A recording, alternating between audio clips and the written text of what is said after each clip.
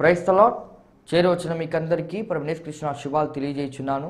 ఈ దినము కొరకు ఏర్పాటు చేయబడిన లేఖన భాగము అపోస్తలుల కార్యములు 17వ అధ్యాయము 6వ వచనం. అయితే వారు కనబడనందున యాసోనును కొందరు సోదరులను ఆ పట్టణపు అధికారుల యొద్దకు ఈడ్చుకొని పోయి, భూలోకమును తలకిందులు చేసిన వీరు ఇక్కడికి కూడా వచ్చి ఉన్నారు, యాసోనును వీరిని చేర్చుకొని ఉన్నాడు. Praise the Lord. దేవునికి స్తోత్రం. Hallelujah, hallelujah, hallelujah. Praise the Lord. షాలోమ్, మరణాథ. మీ అందరికీ ప్రత్యేకమైన వందనాలండి. ఈ ఉదయకాలము మరొక పర్యాయము ప్రభు సన్నిధిలో ఉండడానికి, ప్రభు మాటలు వినడానికి, ప్రభు సాన్నిధ్యాన్ని అనుభవించడానికి, వాక్యాల్లోంచి కొద్దిగా ఆలోచించడానికి, వాక్యం ధ్యానించడానికి, వాక్యంలోనే వేరు వేరు కోణాలను చూడడానికి, వాక్య విశ్లేషణ వినడానికి, కొద్దిసేపు వాక్యంతో గడపడానికి, కొద్దిసేపు అపోస్తల కార్యములు 17వ అధ్యాయం వ్యాఖ్యానంలోకి మనం వెళ్తున్నాం. దేవుడు మనల్ని నడిపిస్తున్నాడు, ఇప్పటివరకు నడిపించాడు, ఇక ముందు కూడా ఆయన నడిపిస్తాడని నేను భావిస్తున్నాను. దేవుని స్తోత్రం. హల్లెలూయా. ఈ సమయంలో మనం అపోస్తల కార్యములు 17వ అధ్యాయం ధ్యానిస్తున్నాం. మనం ఇప్పటివరకు ఒక 5 సందేశాలు అయినా నేను భావిస్తున్నాను. 5, 6 సందేశాలు, 6, 7 సందేశాలు అయినా నేను భావిస్తున్నాను. ఇంకా ఒక 16 సందేశాలు, 16 లేదా ఒక 20 సందేశాలు తర్వాత మనము 18వ అధ్యాయంలోకి వెళ్ళడానికి ప్రయత్నం చేస్తాం. అపోస్తల కార్యములు 17వ అధ్యాయం ధ్యానిస్తూ మీరు ప్రార్థనాపూర్వకంగా ఉండాల్సిందిగా కోరుతున్నాం. ఇందులో ప్రతి అధ్యాయంలో ప్రతి చోట కొన్ని అద్భుతమైన విషయాలు ఉన్నాయి. అద్భుతమైన విషయాలు మనం క్యాచ్ చేసుకుందాం. దేవుడు ఈ అధ్యాయం ద్వారా మనతో ఏం మాట్లాడాలనుకుంటున్నాడో దాన్ని మనం గ్రహించడానికి, రిసీవ్ చేసుకోవడానికి ప్రయత్నం చేద్దాం. దేవుని స్తోత్రం. హల్లెలూయా. మీ ప్రార్థనా విషయాలు నాకు ఖచ్చితంగా తెలియజేయాల్సిందిగా కోరుతున్నాం. ప్రభు చిత్తమైతే ఈ నెల చివరిలో నేను తెలంగాణ వెళ్తున్నాను. తెలంగాణ 2 రోజులు ఉంటాను. తర్వాత విజయవాడలో మీటింగ్, పాస్టర్స్ మీటింగ్ జరుగుతుంది. వేరు ప్రాంతాల్లో పరిచర్యకు వెళ్తున్నాను. గత వారం కూడా నేను తెలంగాణలో ఉండడానికి ప్రభు సహాయం చేశాడు. పెద్దపల్లి ప్రాంతంలో పాస్టర్ ఏ జోసెఫ్ గారి చర్చ్లో ఉపవాస కూడికలు, తర్వాత పాస్టర్ పేతురు గారి చర్చ్లో కూడా ఒక రాత్రి కూడిక జరిగింది. వీటన్నిటిని బట్టి నేను ప్రభు నామాన్ని మహిమపరుస్తున్నాను. తెలంగాణ నేను తరచుగా వెళ్తూ ఉంటాను. వెళ్ళడంలో ఉద్దేశం ఏంటంటే అక్కడ ఉన్నటువంటి మా సహవాసంతో కలిసి ఇంచుమించు 30 మందికి పైగా సేవకులు పనిచేస్తున్నారు. కనుక వాళ్ళని కలుసుకొని వాళ్ళని ఆత్మీయంగా బలపరచాలి అనేది నా యొక్క ఉద్దేశం.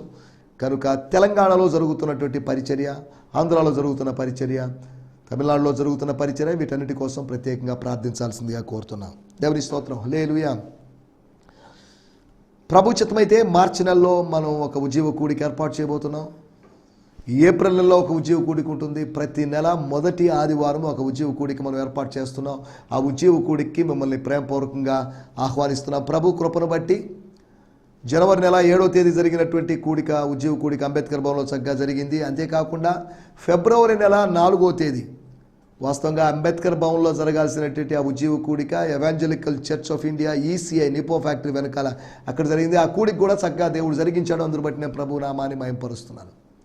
అంబేద్కర్ భవన్ వాళ్ళు రెగ్యులర్గా రిలీజియస్ ప్రోగ్రామ్స్కి ఇవ్వడానికి, క్రిస్టియన్ ప్రోగ్రామ్స్కి ఇవ్వడానికి వాళ్ళు విల్లింగ్ చూపించడం లేదు. కనుక వాళ్ళకేవో ప్రోగ్రామ్స్ ఉంటే వాళ్ళ డీడీలు వాళ్ళు వచ్చినప్పుడు వాళ్ళ సంబంధమైనటువంటి దళిత సంబంధమైన కార్యక్రమాలు నిర్వహించుకోవాలి. అప్పుడు మన ప్రోగ్రామ్స్ క్యాన్సిల్ చేసుకోవాల్సి వస్తుంది అన్నట్టుగా వాళ్ళు చెప్పారు.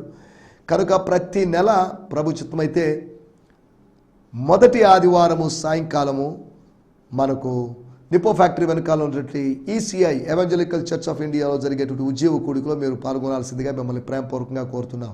నిపో ఫ్యాక్టరీ దగ్గర దిగితే సాయిబాబా గుడికి, స్టేట్ బ్యాంక్ ఆఫ్ ఇండియాకి మధ్యలో సందు ఉంటుంది. నేరుగా చివరి వరకు వచ్చేసారంటే ఆ పొదలకూరు రోడ్ టచ్ అవుతున్న దగ్గర మీకు అక్కడ చర్చ్ కనిపిస్తుంది రైట్ సైడ్. ఆ చర్చ్ దగ్గర ఆగిపోండి, పైకి వచ్చేసేయండి. అక్కడ ఉజ్జీవ కూడిక జరుగుతున్న సమయంలో మీరు వస్తున్నట్లయితే అక్కడ కొంతమంది ఉంటాం, మేము సహోదరులు ఉంటాం, మిమ్మల్ని రిసీవ్ చేసుకుంటాం. దేవుని స్తోత్రం. హల్లెలూయా. కాబట్టి ఈ పరిచర్ను, చిన్న పరిచర్య, టీవీ పరిచర్ను మీరు ప్రోత్సహిస్తున్నారు. అలాగే ఈ ఉజ్జీవ కూడికల పరిచర్ను కూడా మీరు ప్రోత్సహించాల్సిందిగా కోరుతున్నాం. దేవుని స్తోత్రం. గత జనవరి, ఫిబ్రవరిలో జరిగిన కూడికల్లో మీరు స్పందించిన విధానాన్ని బట్టి నేను ప్రభు నామాన్ని మహిమపరుస్తున్నాను. ఈ కూడికల్లో ఇంచుమించు డిసెంబర్ వరకు జరిగేటువంటి 12 కూడికల్లో నేనే వాక్య పరిచయం చేయబోతున్నాను. ఇంకా ఎవరైనా ప్రభు చిత్తమైతే అందుబాటులో ఎవరైనా ఉంటే వారిని మనం తీసుకొని రావడానికి కూడా ప్రయత్నం చేస్తాం. కేరళ నుంచి ఎవరైనా దేవజనులు తీసుకొని రావాలనే నాకు ఆశగా ఉంది. కాకపోతే అది ఖర్చుతో కూడుకున్న వ్యవహారం. దానికి మళ్ళీ నేనే ట్రాన్స్లేషన్ చేస్తూ ఇబ్బంది పడాల్సి వస్తుందని ఆలోచిస్తూ ఉన్నాను. చూద్దాం ఎలా జరుగుతుందో. కాబట్టి మా పరిచర్య కొరకు ప్రత్యేకంగా ప్రార్థించండి. గిడియోన్ మిషన్ చర్చ్ అనేటువంటి చిన్న చర్చ్ శాంతినగర్ 6వ వీధిలో ఉంది. ఆ చర్చ్ కోసం మీరు ప్రత్యేకంగా ప్రార్థించండి. ప్రతి ఆదివారం 9 గంటల నుంచి 12 గంటల వరకు అక్కడ ఆరాధన జరుగుతుంది. శుక్రవారం పూట ఉపవాస కూడిక జరుగుతుంది. శనివారం కనిపెట్టి కూడిక జరుగుతుంది. వారం మధ్యలో అక్కడెక్కడ కూడికలు జరుగుతుంటాయి. ఇవి మా స్థానిక సంఘ కార్యక్రమాలు. వీటన్నిటి కోసం మీరు ప్రార్థించండి. మీరు ఏదైనా సంఘానికి కట్టుబడి ఉంటే అక్కడికి వెళ్ళండి. దయచేసి ఎవరు రావద్దు. ప్రభు కృపను బట్టి 2004వ సంవత్సరం జూలై నెలలో ఆరంభించాం ఈ పరిచర్య. మెల్లగా జరుగుతుంది. ఓన్ ప్లేస్ లేదు. మా హౌస్ ముందు లేకపోతే మా హౌస్ కింద జరుగుతున్నటువంటి ఆ హాల్లో సర్వీస్ జరుపుతున్నాం. బోర్డు లేదు, రిజిస్ట్రేషన్ లేదు, ఆర్కెస్ట్రా లేదు, ఏమీ లేదు. చుట్టుపక్కల వాళ్ళ అబ్జెక్షన్స్ కొన్ని ఉన్నాయి. అయినప్పటికీ కూడా ప్రభు ఈ పరిచర్ని కొనసాగిస్తున్నాడు. ప్రతి ఆదివారము సర్వీస్ స్టార్ట్ కావడానికి ముందుగా 9 గంటలకు ముందుగా 8 నుంచి 8:30 సమయంలో ఇంచుమించు 7 ప్రాంతాల్లోకి సేవకులు వేరువేరు ప్రదేశాల్లోకి ముత్తుకూరుకి, అంతేకాకుండా వెంకన్నపురానికి, బాలడిపాలానికి, జిర్రావారిపాలానికి, పెరంకొండకి, ఇలా వేరువేరు ప్రదేశాలకి దేవుని సేవకులు వెళుతున్నారు. వాళ్ళని అటువంటి పంపిస్తుంటాను. దేవుని స్తోత్రం. ఇంకా పరిచయం విస్తరిస్తుందని నేను భావిస్తున్నాను. కనుక ఒక చిన్న సంఘం, ఒక 50-60 మంది ఉన్నట్టు సంఘం అయినప్పటికీ కూడా ఇంచుమించు మిషనరీలను లేకపోతే సేవకులు పంపించే సంఘంగా ఉంది. ముదిగేడు అనేటువంటి ప్రదేశంలో పరిచర్య ఉంది. కాబట్టి ఈ పరిచర్యలన్నింటిని బట్టి మీరు ప్రార్థించాల్సిందిగా కోరుతున్నాం. దేవుని స్తోత్రం. హల్లెలూయా. స్తోత్రం. మీరు కూడా ఈ పరిచర్యలో పాలి భాగస్తులు కావచ్చు. మీ యవనస్తులు ఎవరైనా ఆసక్తి కలిగిన వారు ఉంటే నా దగ్గరికి పంపించండి. వారికి కొద్దిగా ఫ్రీ ఫుడ్ అండ్ అకామిడేషన్ ఇచ్చి మనం వాళ్ళని ట్రైన్ చేద్దాం. వాళ్ళని ప్రభు చిత్తమైతే ఒక 3 సంవత్సరాలు కేరళలో బైబిల్ ట్రైనింగ్ సెంటర్లకి ఎక్కడికైనా కాలేజీలకి పంపిద్దాం. వారు చక్కగా ఇంగ్లీష్ నేర్చుకొని, లాంగ్వేజ్ నేర్చుకొని వారు మరలా తిరిగి రావాలి. తిరిగి వచ్చి చక్కగా బలమైన పరిచర్య జరిగించాలి. దేవుని స్తోత్రం. హల్లెలూయా. నిన్నటి ఎపిసోడ్లో మనం ఆలోచించిన విషయాలు ఇంపార్టెంట్ అయినటువంటి, అనగా మైనర్ థింగ్స్ కాదు, మేజర్ థింగ్స్, అనగా విస్మరించకూడని విషయాలు, నిర్లక్ష్యం చేయకూడని విషయాలు. వాటి గురించి మనం నిన్న మాట్లాడుకున్నాం. యేసు లేవడం, యేసు లేస్తే బాగుండు అనేకుల ఆశ కాదు. అది యేసు లేచాడు అనేటువంటి హిస్టారికల్ ఫ్యాక్ట్. అది అలిగరికల్ ఫ్యాక్ట్ కాదు. It's a historical, it's a part of history. మరణాన్ని జయించి, మరణాన్ని ఎవరూ జయించలేరు అనుకున్నారు, కానీ ఒక వ్యక్తి, జీవాధిపతి మరణాన్ని జయించాడు. మరణాన్ని మరణింపజేశాడు. మరణానికి చావు దెబ్బ కొట్టాడు.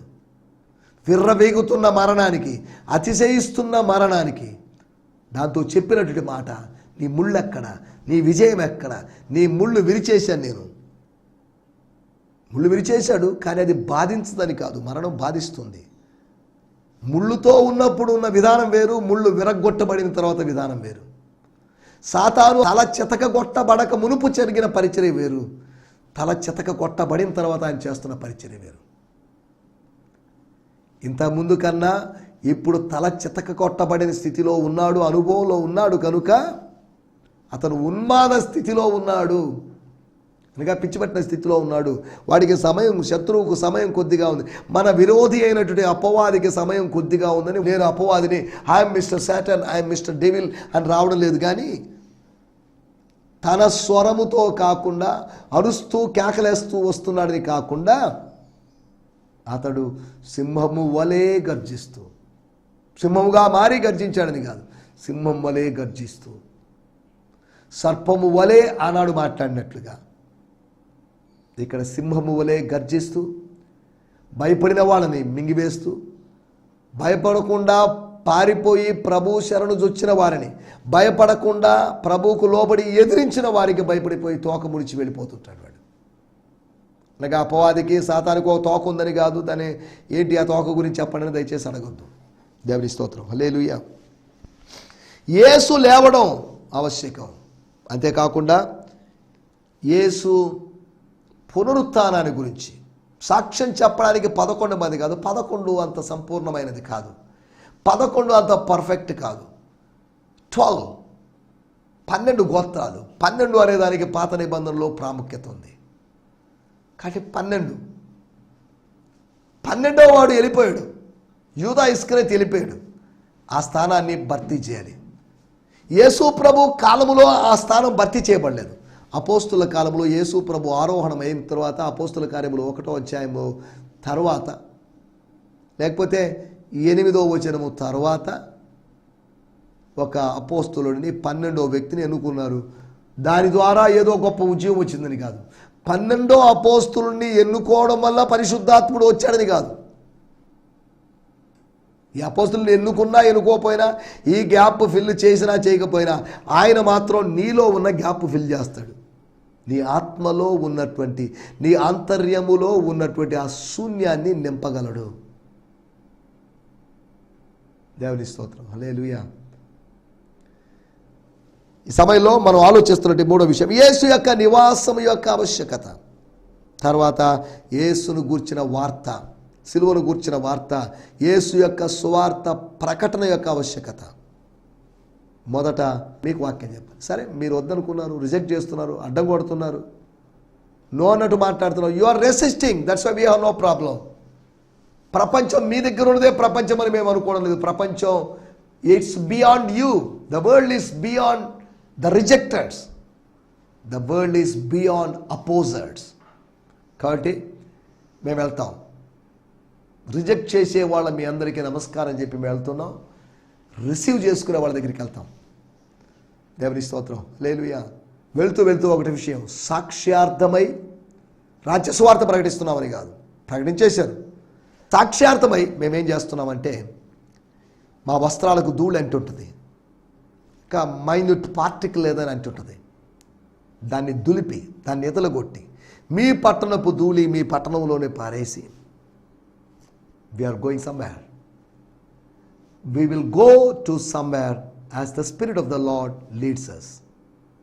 కాబట్టి మీరేదో చెప్పారని, అపోజ్ చేశారని మేము ఆపేస్తామని మీరు అనుకోవద్దు. We will do more.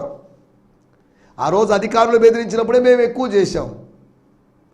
ఇప్పుడు మీరు అననుకూలంగా ప్రవర్తించారని చెప్పేసి, అనుకూలంగా కాదు, అననుకూలంగా ప్రవర్తించారని చెప్పేసి ఆపేసి ఎందుకులేండి అని వెళ్ళిపోతాం అనుకుంటుంది. We will never stop. We will do evangelism. అది పౌలు యొక్క ధీమా, పౌలు యొక్క ప్రస్తావన. తర్వాత ఏది తొందరపడి చేయొద్దు, ఏది ఆతురపడి చేయొద్దు. ప్రార్థనాపూర్వకంగా ఒక నడిపింపుతో చేయండి అనేటువంటి విషయాలు, ఆవశ్యకమైన వాటి గురించి మనం ఆలోచించినప్పుడు నిన్న ఆలోచించాం. రండి, మనకి ఇంకా 14 నిమిషాల వరకు సమయం ఉంది కనుక మనము వాక్య ధ్యానంలోకి వెళ్దాం. వాక్యాన్ని ధ్యానించుకుందాం. నిన్న వాక్య ధ్యానాలు కనుక ఈరోజు కొరకైనటువంటి fresh manna, fresh living word of God, తాజాగా వచ్చేటువంటి పరలోకపు వాక్యాన్ని మనం ధ్యానించుకుందాం. చిన్న ప్రార్థన చేసుకుందాం. పరిశుద్ధమైన మా దేవా, మాకు ఇచ్చిన మంచి దినము కొరకే మీకు వందనాలు తండ్రి. లోకమంతా ఏదో ఒక రోజు పేరు పెట్టుకొని, ఫాదర్స్ డే అనో, మదర్స్ డే అనో, సిస్టర్స్ డే అనో, బ్రదర్స్ డే అనో, ఇలా రకరకాల పేర్లు పెట్టుకొని ఏవో ఒక సెలబ్రేషన్స్ చేస్తున్నారు. ఇన్నర్గా సెలబ్రేషన్ లేనప్పుడు ఇలా అవుటర్ సెలబ్రేషన్స్ చేస్తున్నారు. కనుక ఈ సమయంలో మేము ప్రత్యేకంగా ప్రార్థన చేస్తున్నాం. మాకు ఇన్నర్ సెలబ్రేషన్ ఎక్కువ కావాలి. అవుటర్ సెలబ్రేషన్స్, ట్రెడిషన్స్ మాకు అవసరం లేదు. ఈ దినమే కాదు, ప్రతి దినం మీరు మాకు ఆశీర్వాదకరంగా మార్చండి. ఈ దినం ఎవాంజలిజం జరగాలి. ఈ దినం బ్యాప్టిజాలు జరగాలి. ఈ దినం అనేకమైన కార్యాలు జరగాలి. ప్రభువా తండ్రి, మీకు వందనాలు చెల్లిస్తున్నా. ఈ సమయంలో యేసు ప్రభువా, మా వీక్షకుల కొరకు మేము ప్రార్థన చేస్తున్నాం. వీక్షకుల పేరు పేరున మీరు దీవించండి. వారి అవసరతలు మీరు తీర్చండి. వారి ఆర్థిక, మానసిక, ఆత్మీయ స్థితిగతులన్నీ మీరు ఎరిగి ఉన్నారు. వాటన్నిటిలో వాళ్ళు బెటర్గా ఉండగలటూ సహాయం చేయమని అనుకుంటున్నాను. ప్రార్థన కోరిన వారందరినీ మీ సంధానానికి తెస్తున్నాం. కొంతమంది వీక్షకులు వారి కుమార్తెల యొక్క వివాహాల కోసం ప్రార్థించమని కోరారు. ప్రభా, బిడ్డలకు చక్కటి భాగస్వాములు అనుగ్రహించండి. కొంతమంది వీక్షకులు వారి యొక్క కుమారుల యొక్క జాబ్స్ విషయమై, ఉద్యోగాల విషయమై ప్రార్థించమని కోరారు. అటువంటి వారిని మీ సంధానం తెస్తున్నాం. కొంతమంది యవనస్తులైనా విదేశీ ప్రయత్నాల్లో ఉన్నారు. ఆ విదేశీ ప్రయత్నాల్లో ఉన్న వారి యొక్క ప్రయత్నం సఫలం చేయండి. వారు వెళ్ళాలి, మా బిడ్డలు విదేశాలకు వెళ్ళాలి, విదేశీయులు ఇక్కడికి రావాలి, మా సోదరులు అక్కడికి వెళ్ళి ఆత్మీయంగా ఎదగాలి, బలపడాలి. అక్కడి నుంచి అక్కడ ఉన్న మిషన్స్ని తీసుకొని ఇక్కడ తీసుకొని రావాలి. తండ్రి మీకు వందనం చేస్తున్నాం, అట్టి కార్యములు జరిగించబోతున్నందుకు మీకు వందనం చేస్తున్నాం. తండ్రి దేశాన్ని మీ చేతిలో సమర్పిస్తూ, పరిస్థితులు నానా రీతులుగా ఉన్నాయి కనుక మీరు జోక్యం చేసుకోమని కోరుకుంటున్నాం. ఒక గొప్ప ఉద్యమాన్ని పంపించమని కోరుకుంటూ ఈ సమయంలో వాక్యం ద్వారా మీరు మాతో మాట్లాడి బలపరచమని యేసు నామములోనే ప్రార్థించగలుగుతున్నాం తండ్రి. ఆమేన్, ఆమేన్, ఆమేన్. దేవుని స్తోత్రం. మరొక పర్యాయం మీకు ప్రత్యేకమైన వందనాలండి. ఈ సమయంలో దేవుని వాక్యాన్ని ధ్యానించుకుందాం. అపోస్తుల కార్యములు 17వ అధ్యాయము 6వ వచనము. Book of acts 17th chapter verse 6. అయితే వారు కనబడనందున యాసోనును సోదరులను ఆ పట్టణపు అధికారుల యొద్దకు ఈడ్చుకొని పోయి భూలోకమును తలకిందులు చేసిన వీరు ఇక్కడికి కూడా వచ్చి ఉన్నారు, యాసోను వీరిని చేర్చుకొని ఉన్నాడు. When they could not find them, find 4 people, Paul, Silas, Timothy and Luke. They took Jason instead, along with some of the brothers in his house church. ఇక్కడ దీని గురించి నేను ఇంతకుముందు కూడా చెప్పడం జరిగింది. ఇక్కడ హౌస్ చర్చ్ అనే అరామిక్లోని తర్జుమాలోంచి బ్రియాన్ సిమ్మన్స్ గారు తర్జుమా చేశారు. అక్కడ ఒక హౌస్ చర్చ్ ఉంది యాసోను గారి ఇంట్లో. యాసోన్ అంటున్నప్పుడు యాసోను కూడా పౌలు గారి ఊరువాడని, జాసన్ ఆఫ్ టార్సస్ అనగా తార్సు పట్టణపు వాడని. ఇతను యేసు ప్రభు యొక్క లూకా సువార్త 10వ అధ్యాయంలో పంపబడిన 70 మంది శిష్యుల్లో ఈయన ఒకడై ఉంటాడని, తర్వాత ఆయన పౌలు యొక్క సేవలో సహకారిగా మారాడని మనకు చరిత్ర చెప్తుంది. మనం వాటిలోకి వెళ్ళలేదు, కానీ మనం ఆలోచిస్తున్నట్టు మాట ఏంటంటే, there was a house church at Jason's house. ఒక కుటీర ప్రార్థనలు లేదా కాటేజ్ ప్రేయర్స్ అక్కడ జరుగుతున్నాయని కాదు. దే హ్యావ్ ద చర్చ్ అనగా అక్కడ సొంతంగా చర్చ్ లేదు. తెస్సలోనికలో అప్పటికి అక్కడ చర్చ్ బిల్డింగ్ లేదు. చర్చ్ బిల్డింగ్ లేదు అంటున్నప్పుడు 1వ శతాబ్దంలోనే కాదు, 2వ శతాబ్దం, 3వ శతాబ్దం, ఇంచుమించు 4వ శతాబ్దంలోనే చర్చ్ బిల్డింగ్ అనేటువంటి వస్తుంది. మిగతా అంతా స్కూల్స్ వాడుకున్నారు, మిగతా అంతా హౌసెస్ వాడుకున్నారు. ఇలా వేరు స్థలాల్లో వాళ్ళు కూడుకున్నారు. ఏదేమైనప్పటికీ మనం ఇక్కడ చూద్దాం, వాడుక భాషలో కూడా మనం చదువుదాం. అపోస్తుల కార్యములు 17వ అధ్యాయము 6వ వచనం. వారు అక్కడ కనిపించకపోయేసరికి మరి కొందరు సోదరుని పట్టణపు అధికారుల ముందుకు తీసుకొని వచ్చి ప్రపంచాన్ని కలవరపరిచిన ఈ మనుషులు ఇక్కడికి వచ్చారు. స్తోత్రం. But when they didn't find them they dragged Jason.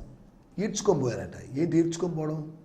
అపోస్తుల కార్యములు 14వ అధ్యాయంలో కూడా ఈడ్చుకొని పోయారు. పట్టణం దగ్గరికి, పట్టణం సరిహద్దు దగ్గరికి పౌల్ని చచ్చిపోయాడు అనుకొని ఈడ్చుకొని పోయారు. చచ్చిపోయిన జంతువుని ఈడ్చుకొని పోయినట్టు ఈడ్చుకొని పోవడం ఏంటిది? మీ క్రూరత్వం ఏంటి? రోమీయుల యొక్క క్రూరత్వం ఏంటి? యూదుల యొక్క క్రూరత్వం ఏంటి? Crying out, those who have turn the world upside down has come here to, whom Jason has welcomed into his home, and all of them act contrary to the decree of Caesar, saying that there is another king, someone named Jesus. మీరెవరూ చేర్చుకోలేదు, యాసోను చేర్చుకున్నాడు. ఎవరో ఒకరిని చేర్చుకోనివ్వండి, మీకు వచ్చే నష్టం ఏంటి? చేర్చుకున్నాడు భోజనం పెడతాడో పెట్టడో అది మీకు సంబంధించిన విషయం కాదుగా.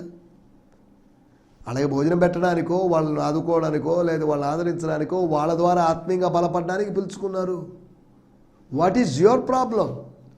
శత్రువుకు సమస్య లేదు, కానీ శత్రువు ప్రతి చిన్నదానికి ఉలిక్కి పడుతున్నాడు, ప్రతి చిన్నదానికి డిస్టర్బ్ అవుతున్నాడు, ప్రతి చిన్నదానికి డిప్రెషన్కి గురైపోతున్నాడు. శత్రువు యొక్క పనిది. కన్ఫ్యూజన్కి గురైపోతున్నాడు. అసలు చెప్పడానికి లేదు మా ఊర్లో. మీ ఊర్లో చెప్తే ఏమవుద్ది? చెప్పనివ్వండి, సత్యపు మాటలు చెప్పనివ్వండి. ఈ మాటలు ఎంత చెప్తే, ఈ సువార్త ఎంత ప్రకటించబడితే ఆ గ్రామానికి, ఆ ఊరికి అంత క్షేమం అనే సంగతి మర్చిపోయి, ఆ పట్టణంలో మిగులు సంతోషం కలిగిందని సమరయ పట్టణం గురించి చెప్పడిందే. మన సమరయంలో కూడా సంతోషం కలగాలంటే సువార్త యొక్క అవసరత లేదా? మన సమరయ గ్రామాలకి, మన గ్రామాలకి, సమరయ గ్రామాల లాంటి మన గ్రామాలకి సువార్త అవసరత లేదా? Every village needs gospel. Every city needs gospel. Everyone needs gospel. Everyone needs gospel, but there are different methods to present the gospel. దేవుని స్తోత్రం. హల్లెలూయా. ఈ సమయంలో మనం ఆలోచించినట్టు మాటలు, యాసోను వీరిని చేర్చుకొని ఉన్నాడు కాబట్టి అతన్ని మేము వదిలిపెట్టాం. వాళ్ళ ఇంట్లో జరగడం చర్చ ఏంటి? మేము శనివారం గ్యాదర్ అవుతుంటే వాళ్ళు ఆదివారం గ్యాదర్ అవ్వడం ఏంటి? మాకు పోటీనా? మన మతానికి పోటీయా? వాళ్ళ పూర్వపు మతానికి పోటీయా? వాట్ ఈస్ దిస్ అని అన్నట్టుగా వాళ్ళు గొడవ చేస్తున్నారు. 17వ అధ్యాయము 6వ వచనంలో వీరిని చేర్చుకొని ఉన్నాడు. మన టైటిల్ చూడండి, ఫలములు, ఫ్రూట్స్. దీనికి ఫలానికి సంబంధం ఏంటండి అని అడగొచ్చు. అవును, వాస్తవమే, సంబంధం లేదా? ఆ సంబంధాన్ని మనం ఆలోచిద్దాం. చేర్చుకోవడం ద్వారా కలిగినటువంటి ఆశీర్వాదం. ఆయన ఏదో తీవ్రవాదులను చేర్చుకోలేదు, టెర్రరిస్టులని, నక్సలైట్లని చేర్చుకోలేదు. ఆయన చేర్చుకుంది దేవుని సేవకులు చేర్చుకున్నాడు. దేవుని స్తోత్రం. హల్లెలూయా. దేవుని సేవకులు చేర్చుకోవాలి. ఇందులో వచ్చి కొన్ని విషయాలు మీకు జ్ఞాపకం చేస్తాను. అపోస్తల కార్యములు 17వ అధ్యాయంలో మనం 6వ వచనంలో గమనిస్తే, అయితే యాసోనును కొందరు సోదరులను ఆ పట్టణపు అధికారుల యొద్దకు ఈడ్చుకొని పోయి దానికి ముందు అల్లరి చేయొచ్చు. ఇక్కడ రాబడింది 5వ వచనం స్టార్టింగ్ చేస్తున్నారు. అయితే యూదుల మత్సరపడి పని పాటలు లేక తిరుగు కొందరు దుష్టులను వెంటబెట్టుకొని గుంపు కూర్చి పట్టణమెల్లా అల్లరి చేస్తూ, పట్టణంలో ఒక చోట అల్లరి చేశారు కదా, పట్టణమెల్లా అల్లరి చేస్తూ పట్టణాన్ని డిస్టర్బ్ చేస్తూ యాసోని ఇంటి మీద పడి దుమ్మిగా పడి వాళ్ళ ఫర్నిచర్ ఏదో డ్యామేజ్ చేసి, వాళ్ళ ఇల్లు డ్యామేజ్ చేసి, వాళ్ళ డోర్సో లేకపోతే విండోస్ ఏదో డ్యామేజ్ చేసి వారిని జనుల సభ ఎదుగుడు తీసుకుని వచ్చుటకు ప్రయత్నం చేసేది. ఉండడా పోదలండి, మేము వస్తాంగా. ఏ అధికారి దగ్గరికి రావన్నా, ఏ పోలీస్ దగ్గరికి రామన్నా, ఏ కోర్టుకు రమ్మన్నా వస్తాం కదా. మీరెందుకు ఇచ్చుకోకపోవడం? లేదా ఏది అరెస్ట్ వారెంట్ అన్నట్టుగా వాళ్ళు తొందరపడి వాళ్ళు మేము రావడానికి సిద్ధమే, మాకేం భయమే లేదు. We never fear any prison. అధికారులంటే మాకు భయం లేదు, చెరసాలంటే భయం లేదు, వ్యాధి అంటే భయం లేదు, ప్రతికూల పరిస్థితులు అంటే మాకు భయం లేదు. We are ready to die. కాబట్టి మేమెందుకు భయపడాలండి? There is no reason for us to fear. మాకు అసలు భయపడాల్సిన అవసరమే లేదు. విజయమో వీరస్వర్గమో చావో రేవో అన్నట్టుగా మేము ఉంటున్నాం. వాళ్ళు వస్తామన్నప్పటికీ లేదు మీరు అని బలవంతంగా, ఫోర్స్ఫుల్గా, రౌడీజం, రుబాబ్ చేసి వాళ్ళని తీసుకొని పోతున్నట్టు, అనగా చట్టాన్ని వాళ్ళు చేతుల్లో తీసుకున్న సందర్భం అనేది మనం అర్థం చేసుకోవాలి. లోక శ్రమల ఫలాన్ని అనుభవిస్తున్నారు, శ్రమ ఫలాన్ని అనుభవిస్తున్నారు. ఫిలిప్పీ పత్రిక 1వ అధ్యాయం 30వ వచనంలో రాయబడింది, ఆయన పక్షమందు మన విశ్వాసం ఉంచడం మాత్రమే కాదు, ఆయన పక్షాన శ్రమను అనుభవించడం కూడా మనకు అనుగ్రహించబడింది. శ్రమను అనుభవించాలి మనం, దానికోసం మనం నిర్ణయించబడ్డాం.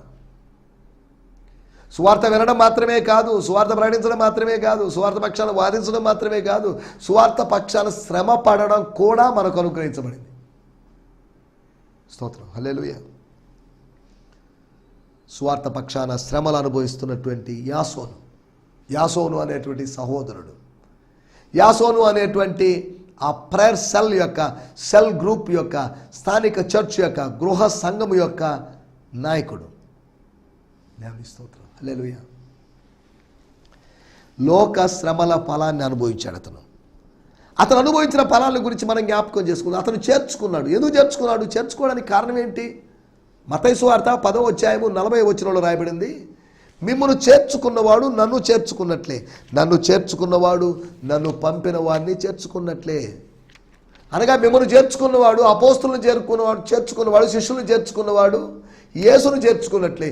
యేసును చేర్చుకున్నవాడు యేసును పంపిన తండ్రి అయినటువంటి యెహోవా దేవుణ్ణి, తండ్రి అయిన దేవుణ్ణి యాక్సెప్ట్ చేసినట్లే. దేవుని స్తోత్రం. హల్లెలూయా.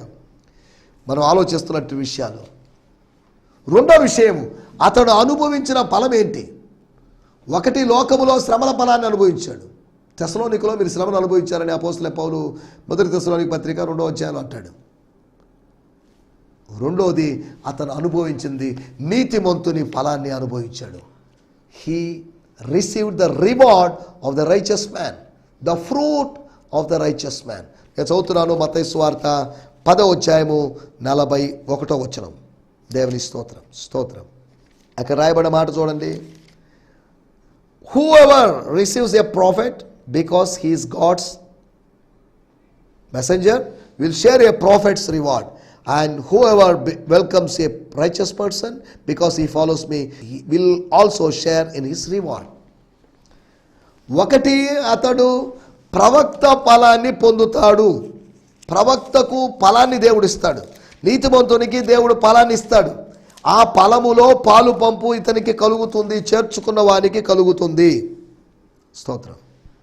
ముందు ప్రవక్త ఫలము, తర్వాత నీతిమంతుని ఫలం. ఎలాగైనా కానివ్వండి, ఏ ఫలమైనా కానివ్వండి. ప్రవక్త వచ్చి ప్రవచనాత్మకమైన మాటలు చెప్పి, నీతిమంతుడు వచ్చి తాను నీతిని జరిగించడాన్ని చెప్పడం వల్ల నీతి మీద ఆశ కలిగించడం కావచ్చు. స్తోత్రం. మనం ఆలోచిస్తున్నట్టు మాట, ఒకటి, అతడు లోక శ్రమల ఫలాన్ని అనుభవించాడు. రెండవది, అతడు నీతిమంతుని ఫలాన్ని అనుభవించాడు. లేకపోతే తర్వాత మూడో విషయం, మత్తయి సువార్త 10వ అధ్యాయం 41వ వచనం కనుక మనం ఇందాక చదువుకున్నాం కనుక చదవాల్సిన అవసరం లేదు. అతడు నీతిమంతుని ఫలాన్ని అనుభవించాడు. అనగా మన దగ్గరకు వచ్చేవాళ్ళు నీతిమంతులు. దేవుడు పంపేవారిని ఎటువంటి వారు అంటే నీతిమంతులైన వారిని, ప్రవచన వరం కలిగిన వాళ్ళని, నీతి అనేటువంటి ఆ గిఫ్ట్ కలిగిన వాళ్ళని దేవుడు ఆయన పంపిస్తున్నాడు మన మధ్యలోకి అర్థం చేసుకోవాలి. లోక శ్రమల ఫలాన్ని అనుభవించాడు. అంతేకాకుండా నీతిమంతుని ఫలము, ప్రవక్త యొక్క ఫలము. 4వ విషయం నేను చెప్పి ముగిస్తాను. మత్తయి సువార్త 5వ అధ్యాయము 12వ వచనం. మాథ్యూ 5:12 అక్కడ రాయబడిన మాట, సంతోషించండి, ఆనందించండి, పరలోకమందు మీ ఫలము అధికమగును. పరలోకమందు మీ ఫలం. మీ ఫలము భూలోకంలో శ్రమల ఫలాన్ని అనుభవిస్తున్నారు, భూలోకంలో నీతిమంతుని ఫలాన్ని అనుభవిస్తున్నారు, భూలోకంలో ప్రవక్త ఫలం అనిపిస్తున్నారు. పరలోకములో మీ ఫలం ఉంది, అది అధికమవుతుంది. అనగా తీర్పు తర్వాత ఒకరోజు నిత్యత్వంలో మీకు దొరికేటువంటి ప్రతి ఫలం, it's a reward from the lord. తండ్రి అని దేవుడి నుంచి కిరీటం కావచ్చు, బహుమానం కావచ్చు, ఇంకేదైనా కావచ్చు. దేవుని స్తోత్రం. ఇట్టి ఫలములు అనుభవిస్తూ మనం పరిచర్యలో ముందుకు సాగడానికి, ఆత్మీయ జీవితంలో ముందుకు సాగడానికి ప్రభువు మనకు సహాయం చేయనుగాక. ఆమేన్. హల్లెలూయా, హల్లెలూయా. ఈ సందేశము మీకు ఆశీర్వాదకరంగా ఉందని నమ్ముచున్నాము. ప్రార్థనా అవసరతల కొరకు మమ్మల్ని సంప్రదించవలసిన మా చిరునామా గిద్యోన్ మిషన్ చర్చ్, 6వ వీధి, శాంతినగర్, నెల్లూరు 4, ఆంధ్రప్రదేశ్. పిన్ 524004. మా ఫోన్ నంబర్లు 7036443613 మరి ఒక నంబర్ 9392293010. మా ఈమెయిల్ ఐడి gfihmi2015@gmail.com. దేవుడు మిమ్మును ఆశీర్వదించునుగాక. ఆమేన్.